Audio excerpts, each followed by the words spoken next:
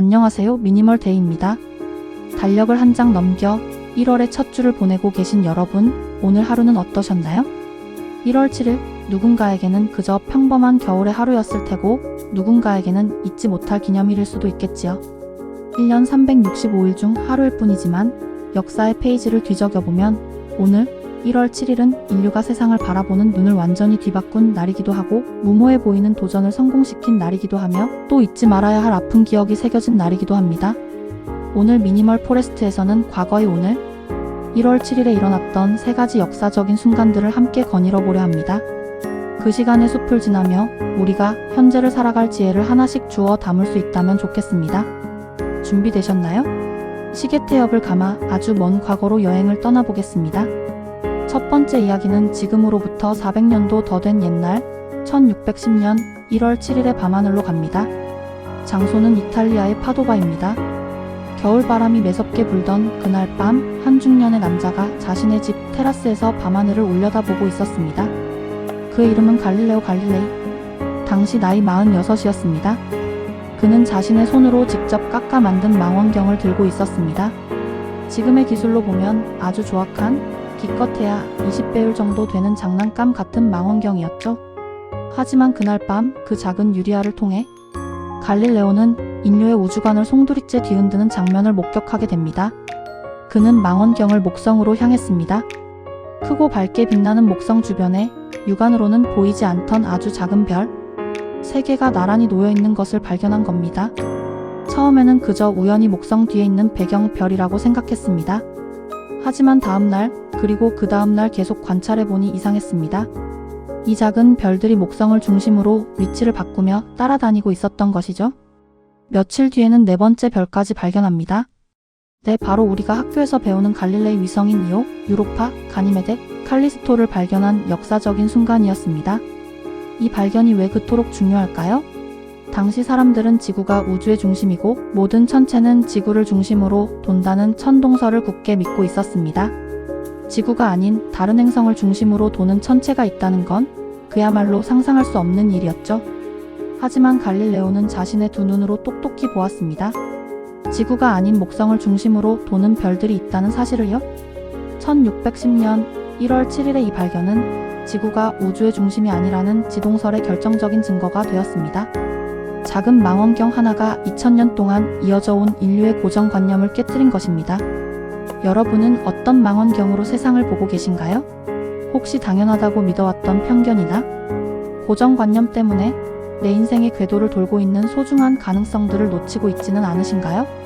갈릴레오가 추운 겨울밤 남들이 보지 않는 하늘을 끈기 있게 바라보았던 것처럼 오늘 밤 여러분도 마음의 망원경을 들어 내 삶을 가만히 관찰해 보셨으면 합니다. 어쩌면 그동안 보지 못했던 새로운 희망의 위성을 발견할지도 모르니까요. 시계를 조금 더 돌려보겠습니다. 이번에는 1785년 1월 7일입니다. 갈릴레오가 하늘을 바라본 지 175년이 지난 이날, 인류는 바라보기만 했던 그 하늘을 직접 날아서 건너는 도전을 감행합니다. 프랑스의 비행사장 피에르 블랑샤르와 미국의 의사 존 제프리스. 두 남자가 영국 도버의 절벽 위에 섰습니다. 그들 앞에는 거대한 수소기구 하나가 놓여 있었죠. 그들의 목표는 하나, 기구를 타고 바다를 건너 프랑스 칼레까지 가는 것이었습니다. 바로 인류 최초의 도버 해협 횡단 비행 도전이었습니다. 오후 1시 수많은 군중의 환호를 받으며 기구가 떠올랐습니다. 출발은 순조로웠습니다. 하지만 바다 한가운데에 이르렀을 때 예상치 못한 위기가 닥칩니다. 기구의 고도가 점점 떨어지기 시작한 겁니다. 차가운 겨울 바다의 파도가 그들의 발 아래서 넘실거리고 있었습니다. 이대로라면 추락은 시간 문제였죠. 살기 위해서는 무게를 줄여야 했습니다. 두 사람은 싣고 있던 모래주머니를 다 쏟아버렸습니다. 그래도 기구는 떠오르지 않았습니다. 그들은 가지고 있던 식량, 닷, 장식품, 심지어 비행 기록이 담긴 장부까지 바다로 던져버렸습니다. 그래도 부족했습니다. 기구는 여전히 수면을 스치듯 위태롭게 날고 있었습니다. 결국 그들은 최후의 결단을 내립니다. 입고 있는 옷을 벗자. 그들은 두꺼운 외투와 상의, 심지어 바지까지 벗어 던졌습니다. 영하의 겨울바람이 몰아치는 상공에서 속옷 차림이 된 두 남자. 그제야 기구는 다시 둥실 떠올랐습니다. 그렇게 그들은 극적으로 고도를 회복했고 프랑스 칼레 근처의 숲에 무사히 착륙했습니다.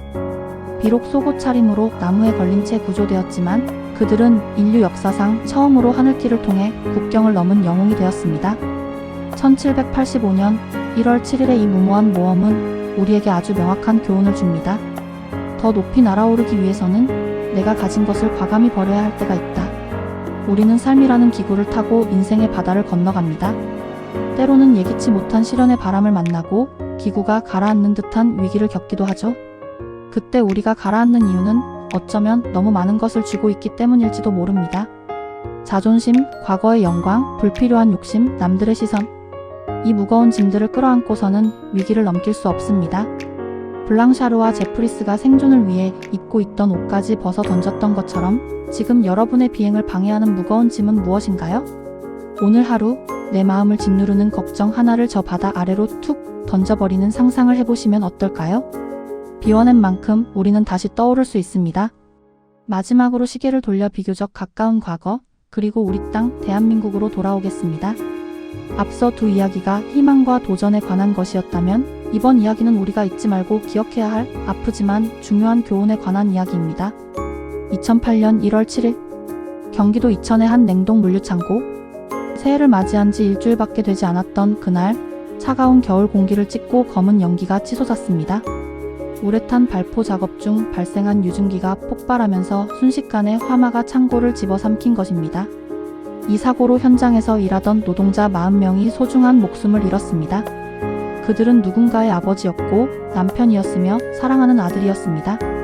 새해 희망을 품고 땀 흘려 일하던 그들의 시간이 1월 7일에 멈추고 말았습니다. 이 사고가 더욱 뼈아팠던 것은 충분히 막을 수 있었던 인재였기 때문입니다. 공사기간을 단축하기 위한 무리한 작업 지시, 안전수칙의 무시, 소방시설의 미피. 우리가 뉴스에서 너무나 자주 듣던 그 안전불감증이 빚어낸 참사였습니다. 1월 7일은 우리에게 갈릴레오의 발견처럼 영광스러운 날이기도 하지만 동시에 이천의 그날처럼 뼈아픈 반성의 날이기도 합니다. 역사를 기억하는 방식에는 두 가지가 있다고 합니다. 영광을 기억하며 자부심을 느끼는 것, 그리고 상처를 기억하며 다시는 반복하지 않겠다고 다짐하는 것. 2008년 1월 7일의 기억은 우리에게 묵직한 질문을 던집니다. 우리는 지금 안전한가요? 우리는 사람의 생명을 그 무엇보다 소중히 여기고 있나요? 오늘 우리가 누리는 평범한 일상이 누군가의 희생 위에 세워진 것은 아닌지, 혹은 나의 편의를 위해 안전이라는 기본을 외면하고 있지는 않은지 되돌아보게 됩니다.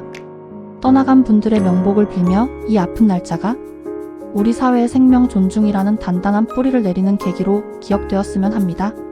자, 오늘 우리는 1월 7일이라는 날짜를 타고 3가지 여행을 다녀왔습니다. 1610년 편견을 깨고 우주의 진실을 마주했던 갈릴레오의 눈. 1785년 살기 위해 모든 것을 버리고 하늘을 날았던 모험가들의 용기. 그리고 2008년 우리가 지켜야 할 가장 소중한 가치가 무엇인지 일깨워준 이천의 기억. 이 3가지 사건은 서로 다른 시간, 다른 장소에서 일어났지만 결국 하나의 메시지로 연결되는 것 같습니다. 제대로 보아야 하고 과감히 비워야 하며 무엇보다 사람을 귀하게 여겨야 한다. 여러분의 1월 7일은 어떤 이야기로 채워지고 있나요? 오늘 밤에는 하늘을 한번 올려다보세요. 갈릴레오가 보았던 그 목성이 떠 있을지도 모릅니다. 그리고 내 어깨를 짓누르는 짐이 있다면 잠시 내려놓으세요. 맨몸으로 하늘을 날았던 그들처럼 말이죠. 마지막으로 지금 내 곁에 있는 소중한 사람들에게 따뜻한 안부 인사 한마디 건네는 건 어떨까요?